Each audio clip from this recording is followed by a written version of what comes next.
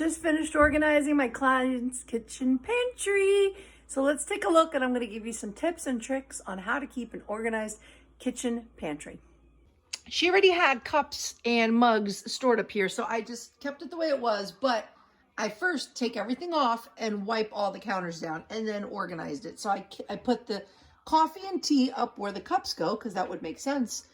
You want to group things in sections that are compatible with each other.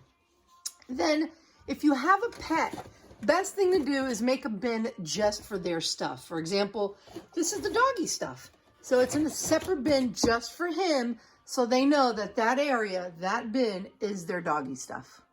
So it's really great to get some bins at the dollar store, Five Below, Target, even Amazon, even the Container Store. You can find yourself some nice bins to have things organized.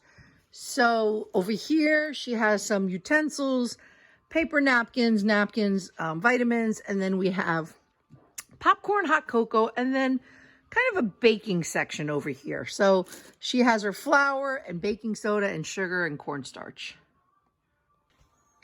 Grouping things into sections and having everything together in one area in a bin is the best way to have it organized. So over here we have plastic storage bags, Reynolds wrap.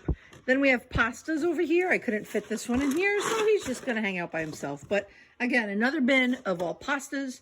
Here we have like microwavable ones, ramen noodles, some noodles. And then over here we have a rice section. So again, you want to sort and keep all the like items together, because that just makes the most sense. You don't want to mix the pastas with baking soda. You want to have the same items in one bin and in the same area of your closet.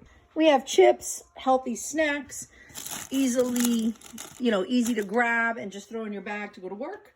Then we have a little baby toddler section here with her little snacks, any kind of food, any little treats or freeze pops or anything like that. So kids section, you want to separate it. You want to have your baby and your kids section in their own little bins.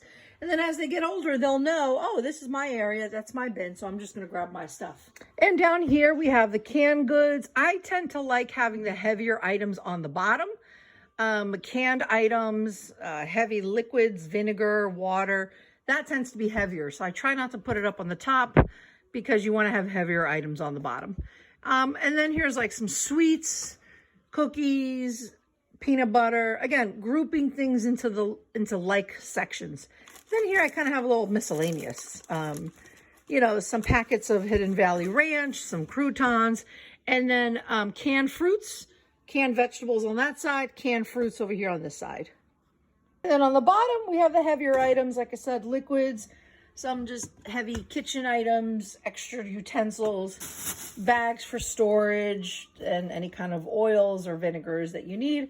Heavier items, things that you don't use every day. The daily items you want to keep more at eye level or hand level where you can reach it easier.